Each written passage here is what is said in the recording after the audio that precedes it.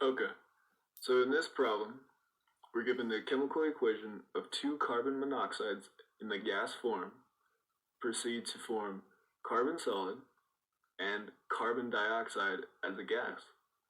We're told that the KEQ, the equilibrium constant, is equal to 7.7 times 10 to the negative 15th.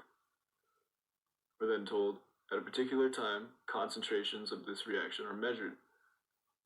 The reaction concentrations are carbon monoxide is equal to 0.034, carbon dioxide is equal to 3.6 times 10 to the negative 17th.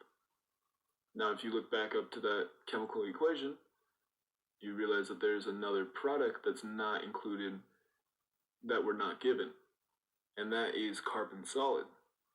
Now, the reason why we're not given carbon solid's concentration is because carbon solid is a solid, and when we're determining KEQ values, or reaction quotient values, we cannot use pure liquids and we cannot use pure solids. So for this question, we ignore carbon solid because it falls within those two categories. So we only look at concentrations of carbon monoxide and the concentrations of carbon dioxide. So we're then asked, is the reaction at equilibrium? And if not, which direction will it shift?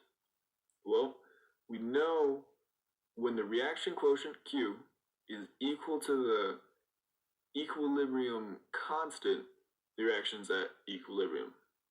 So all we have to do is take our definition of Q and compare it to K, to our K value that we're given up at the top.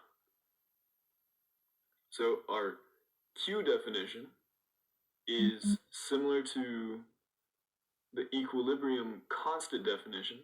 However, it's just products over reactants with the new concentration values, right?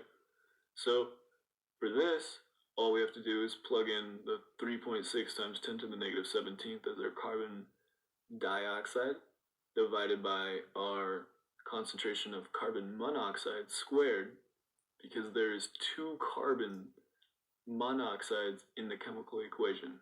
Similar to how we would calculate the equilibrium constant, it's the same thing for the reaction quotient. So we plug those numbers in, and we determined our Q value to be 3.11 times 10 to the negative 14th. Now, if you compare this to K, K is 7.7 times 10 to the negative 15th. So K is actually smaller than Q. It's not equal, so we know the reaction's not at equilibrium. But knowing that K is smaller than Q, which direction does this mean that it'll shift? Well,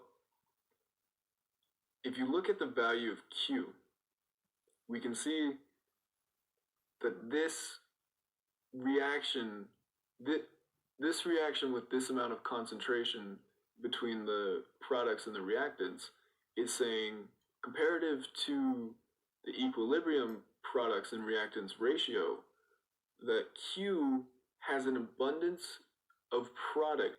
So the reaction then decides to shift to the left.